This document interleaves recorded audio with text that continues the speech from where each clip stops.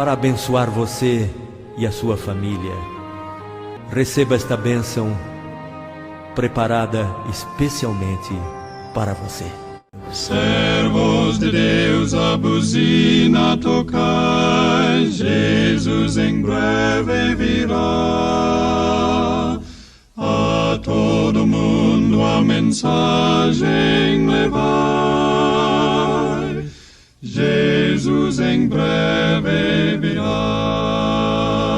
A iminente vinda do Senhor deve mover-nos à preparação para o encontro com Ele. Breve virá, Jesus em breve virá. Querido Deus, nós te agradecemos, Senhor, por esses momentos que tivemos aqui, buscando a Ti, já nesse início de culto, e pedimos que o Senhor continue conosco. Nós declaramos que o Senhor é o Rei da nossa vida. Nós clamamos porque sabemos que em nome de Jesus há poder. E nós também confiamos que o nosso Deus é o Deus de Israel. Esteja conosco, Senhor, mais uma vez, em nome de Jesus. Amém.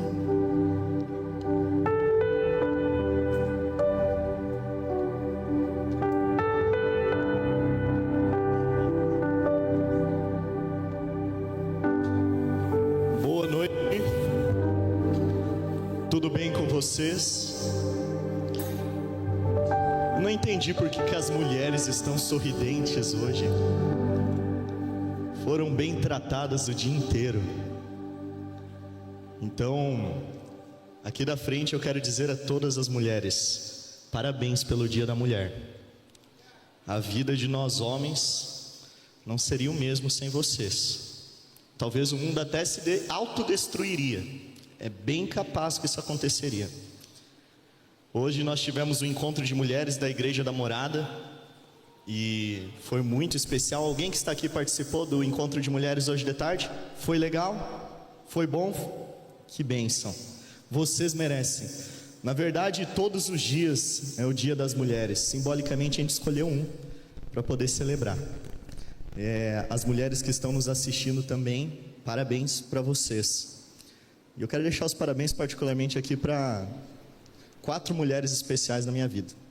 Primeiro é minha namorada, está lá em Caxias do Sul, de longe. Te amo, meu amor, você é especial. Acordei hoje cedo para mandar flores para ela. Segundo é minha mãe, que está lá no Rio Grande do Sul, que durante toda a minha infância e todos os meus estudos lutou por mim. No último ano lutou contra um câncer e graças a Deus venceu. E as minhas 2 irmãs, a Cristiane e a Crichelle, então um beijo para vocês. Hoje foi um dia, eu mandei mensagem para todas elas, mas na correria do dia a gente não conseguiu ligar. Vamos para a Bíblia então? Eu quero conversar com você hoje sobre uma maratona.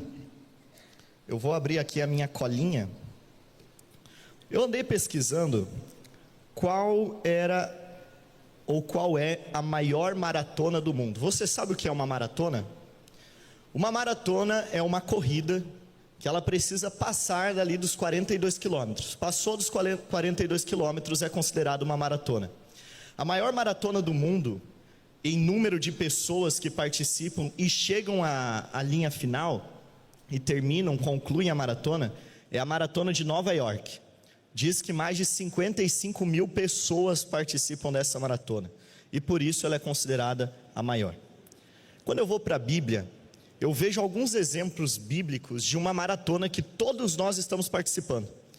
E talvez essa seja a maior maratona que existe. É a nossa corrida até o céu. Já não são 55 mil pessoas que participam. Bem mais. Mas quem será que vai chegar até a linha final? Quem será que vai concluir essa maratona? É isso que nós vamos ver nessa noite. Abra a tua Bíblia então, em Hebreus capítulo 12. Hebreus capítulo 12, nos versículos 1 e 2, serão os versículos que nós estudaremos hoje. Eu quero que você entenda que alguns estudiosos, inclusive nós adventistas, entendemos e acreditamos que o livro de Hebreus foi escrito pelo apóstolo Paulo. E quando Paulo ele escrevia, ele usava ali alguns termos.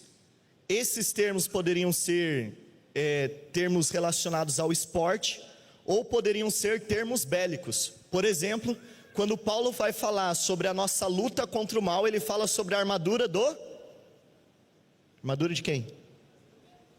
Armadura de Deus. Está lá em Efésios 6. E ele fala, revestivos da armadura de Deus. Ele fala sobre a espada, ele fala sobre a armadura, a proteção ali. E ele vai comentando. Então aqui Paulo usa termos bélicos. Mas quando a gente vai para Hebreus capítulo 12, Paulo agora está falando sobre um esporte. Ele está falando sobre corrida.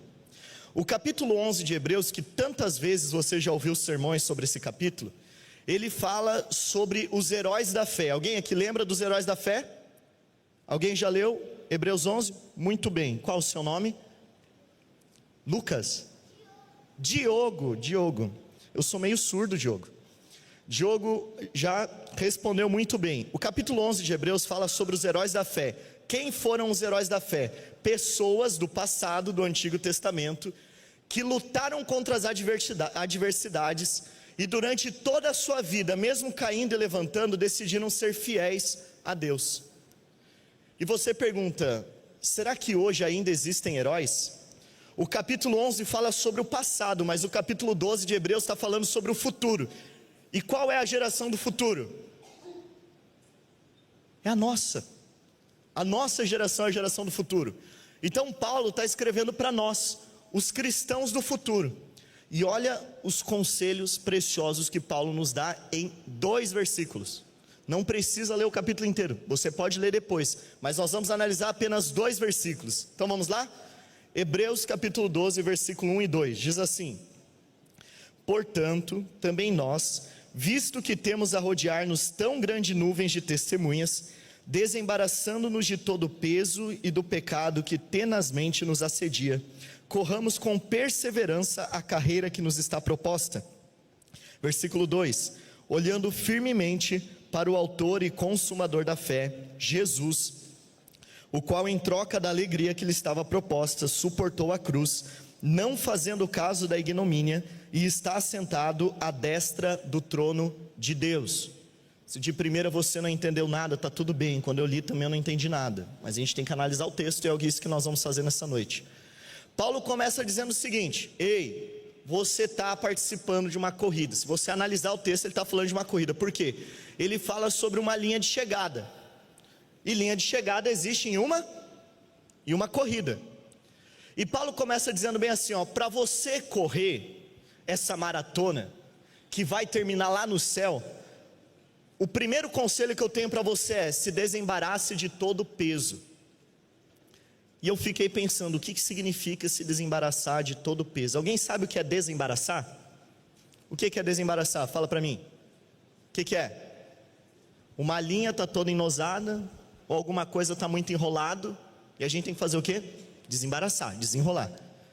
E eu fiquei pensando, por que Paulo fala sobre desembaraçar o peso? Mas que peso é esse? Alguém aqui corre? Temos pessoas, muito bem. Lá no colégio tinha o campo de futebol, em volta do campo tinha uma pista de corrida. A gente chamava de pista olímpica, mas ela era uma pista bem pequena. E o pessoal que treinava naquela pista, eles pegavam aqueles pesos de academia, sabe aqueles pesos de fazer agachamento que bota na perna assim, uns pezinhos? E eles colocavam aqueles pesos aqui no tornozelo. E o que eles faziam? A primeira volta eles faziam com peso. O que acontecia quando eles soltavam o peso? Alguém sabe? Física no coração. Alguém prestou atenção nas aulas do professor? Sabe o que acontecia quando eles soltavam o peso e o peso caía? Eles corriam mais rápido depois. E quando eu parei para pensar sobre isso, eu falei: o Paulo é inteligente demais.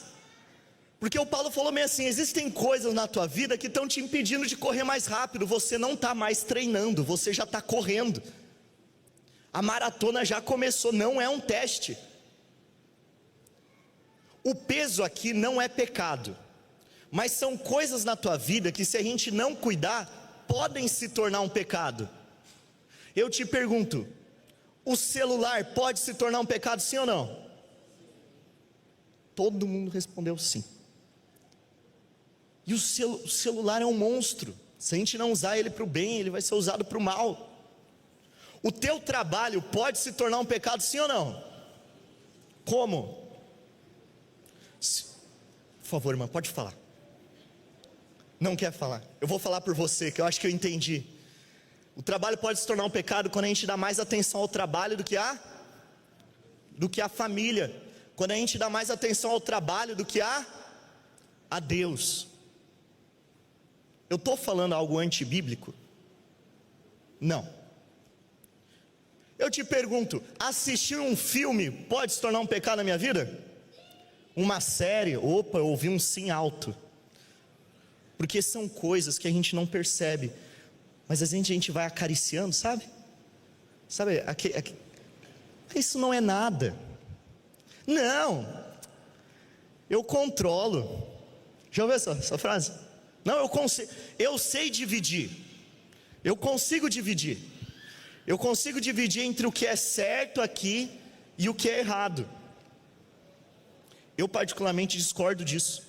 A gente não consegue dividir. Se você está assistindo um filme e esse filme ele tem coisas erradas ali dentro, coisas que te induzem a pensamentos errados, coisas que te induzem a te afastar de Deus, ou a zombar do nome de Deus, e você fala, não, mas é só uma partezinha do filme. Sabe o que a gente faz? Não, eu consigo filtrar. Você não consegue. Não consegue. Mas ainda bem que Paulo, ele não para aqui. Ele começou dizendo, se desembaraça e cuida com aquilo que está na tua vida, que pode se tornar um pecado. Ele falou bem assim, primeiro é aquilo que pode se tornar um pecado. Agora é aquilo que é pecado que está na tua vida. Você sabe que é pecado. Você sabe que isso está te afastando de Deus, mas você escolhe continuar agradando e alimentando esse pecado. Uma vez eu estava no colégio, e no período que eu estava fazendo teologia, que faz muitos anos, foi o ano passado, eu era aluno interno, e eu cuidava do setor do ensino médio. Então eu já estava na faculdade, eu cuidava dos alunos do ensino médio. No internato todos moram dentro de um prédio só, e eu era monitor do pessoal do ensino médio. E gente, trabalhar com adolescente é aquilo, é uma bênção atrás da outra. Existem os seus desafios, mas eu gosto de adolescente, eu gosto de jovens, gosto dos adultos também, na verdade gosto de todo mundo, pra ninguém se sentir ofendido, gosto de todo mundo. Mas daí eles vinham conversar comigo e falavam assim, Cristian, me explica um negócio. A gente ouve tanto falar que quando a gente peca, a gente tem que pedir o quê? Perdão. Pecou, tem que orar a Deus pedindo perdão. Eles falam, é simples, é só eu pecar e... Você já parou para pensar nisso? A gente prega tanto que é necessário pedir perdão. Se você cair, você tem que levantar.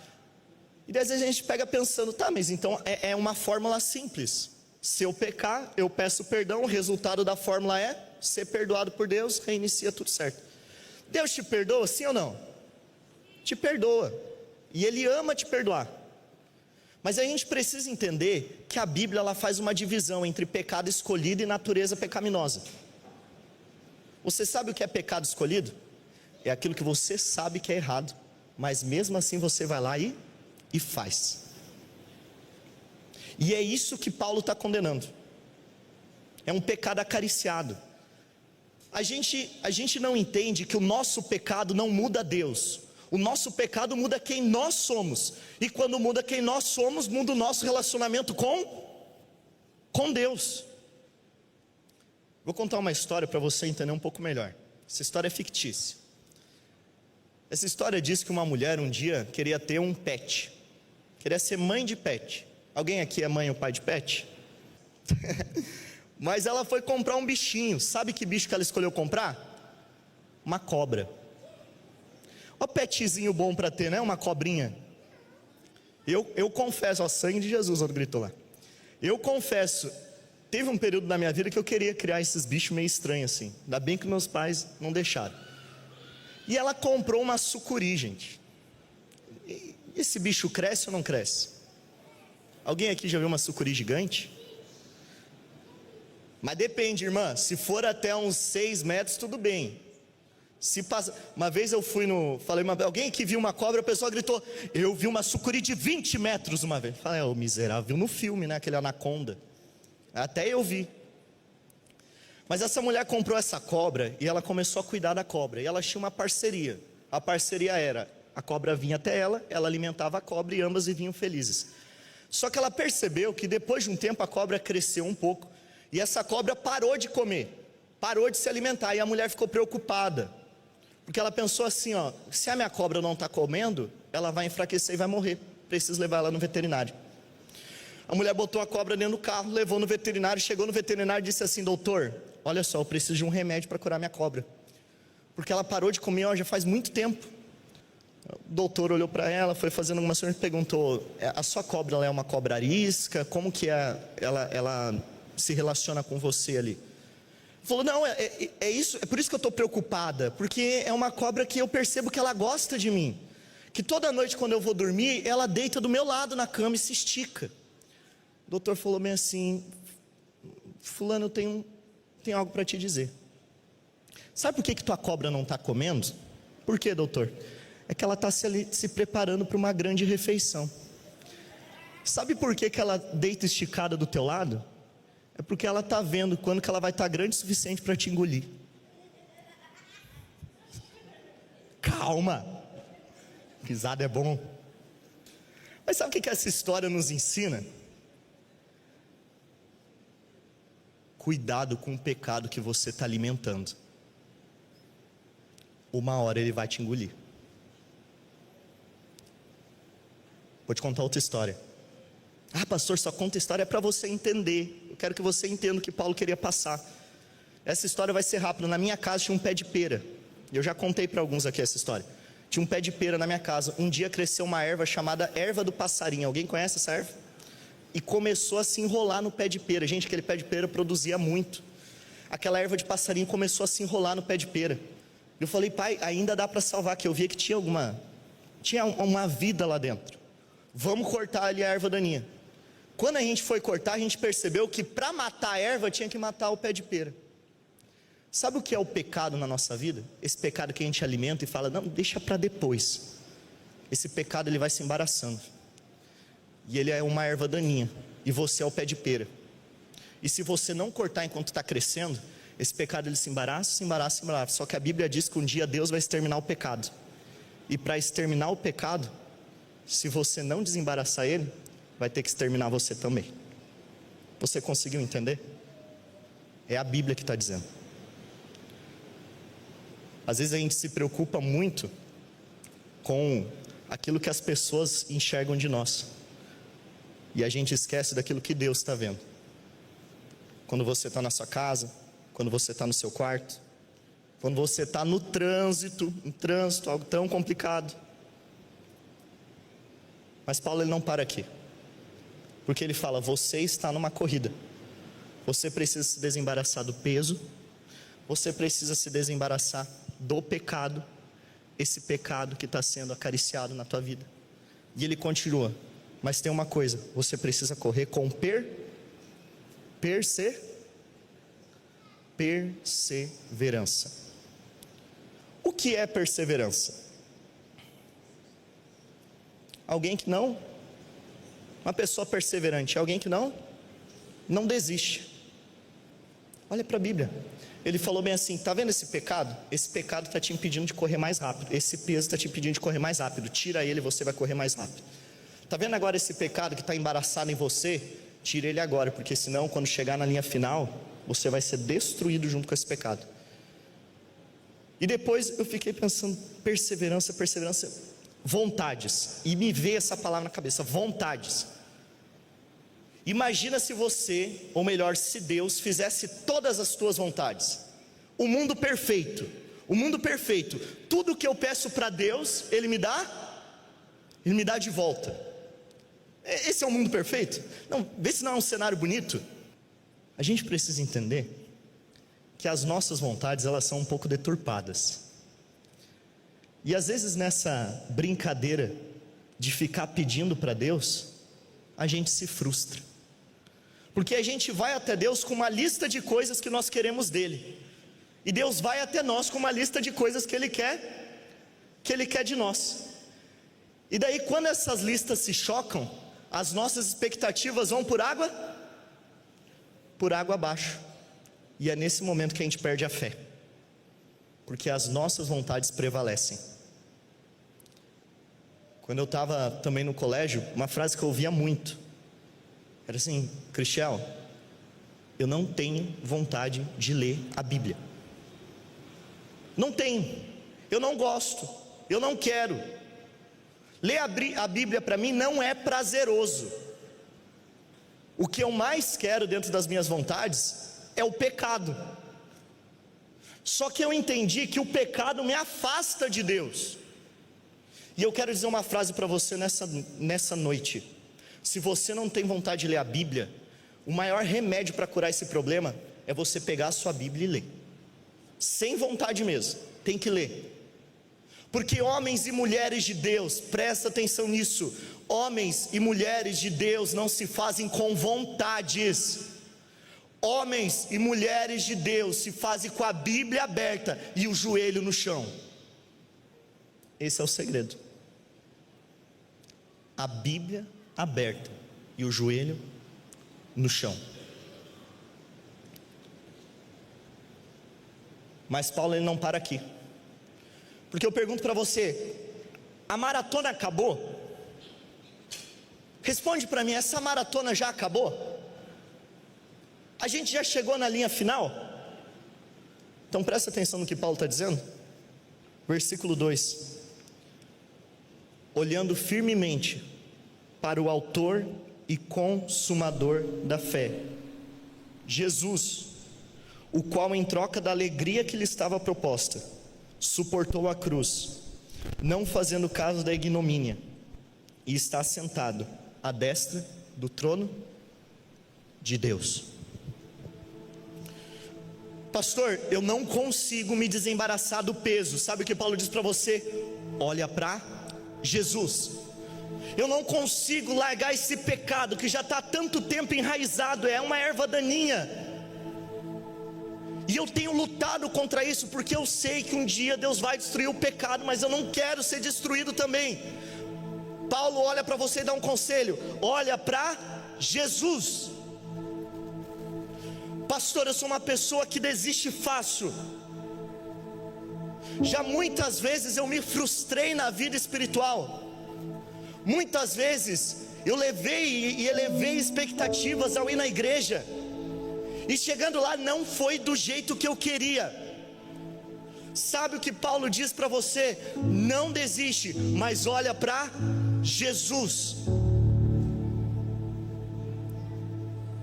O mesmo Paulo que a gente acha uma pessoa tão especial em Romanos capítulo 7, num dos textos mais fortes da Bíblia. Eu te desafio a abrir sua Bíblia depois e ler esse texto de Romanos 7. Paulo fala bem assim: o bem que eu quero fazer eu não consigo, mas o mal, aquilo que eu sei que é errado, é tão natural para mim que eu nem percebo, eu já fiz. E parece que Paulo está jogando as mágoas dele para fora. E toda vez que eu leio Romanos 7 eu me identifico cada vez mais. Toda vez que eu leio Provérbios, por exemplo, eu me identifico com um tal de tolo que tem lá. Esse sou eu. E Paulo termina o capítulo 7 de Romanos, ele diz assim: mas graças a Jesus Cristo, eu já não sou mais escravo do pecado, agora eu sou servo de Deus. Você entendeu a mensagem nessa noite? Isso fez sentido para você? Nessa maratona até o céu, às vezes eu penso que a maior parte do caminho a gente está subindo uma lomba. Vocês falam lomba aqui também? Sabe o que é lomba? Não? Subindo um morro. Parece que nessa caminhada aí a gente está sempre subindo. E eu te pergunto, é fácil correr numa subida? Gente, correr numa subida é a coisa mais difícil que tem. Fácil é descer. Mas Paulo olha para nós e diz assim: eu sei que você não consegue ser perseverante, está doido para virar para o outro lado e descer correndo isso daqui, porque está difícil. Mas por favor, continua correndo, porque o céu está logo ali. E quando você não tiver mais forças, olhe para Jesus. As quedas se tornam cada vez mais raras. E o mais importante de tudo isso é, quando você cair, não se contenta em ficar no chão. Olha para Jesus, porque Ele está com a mão estendida, pronto para te levantar. Gente, esse é o nosso Deus. Esse é o Deus que a gente tanto prega, que liberta. Esse é o Deus que nessa noite está pronto para te desembaraçar do peso. Esse é o Deus que nessa noite está pronto para te ajudar a vencer esse pecado que há tanto tempo tu está lutando. Esse é o Deus que está te empurrando nessa subida. Ele está por trás aqui falando: filho, vai. Tu vai conseguir, não pelos teus méritos, mas porque eu já venci. Eu conheço todo o percurso dessa jornada. Eu já fiz ela também.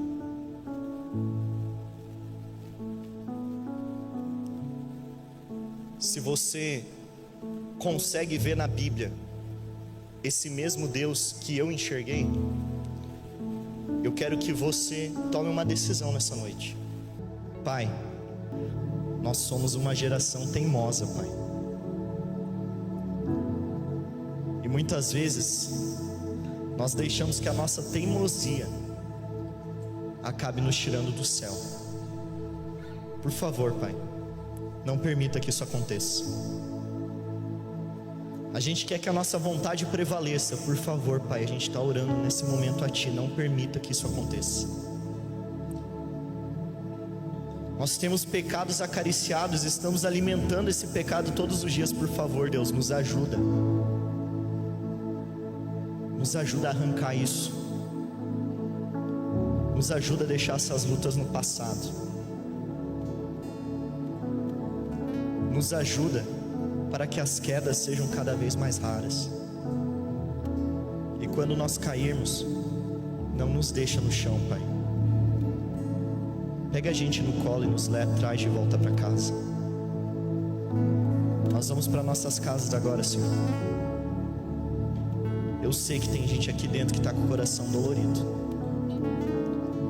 Eu sei que tem gente aqui dentro, Senhor, que está tendo lutas ferrenhas na vida. Está precisando só ouvir a Tua voz. Fala nesse momento a esses corações, Senhor. Diz que o Senhor é aquele que tem a receita da paz. E derrama essa paz no nosso coração, por favor. A gente quer dormir tranquilo nessa noite, ó Deus, sabendo que o Senhor está no controle de tudo. Fica conosco. Em nome de Jesus que a gente ora. Amém.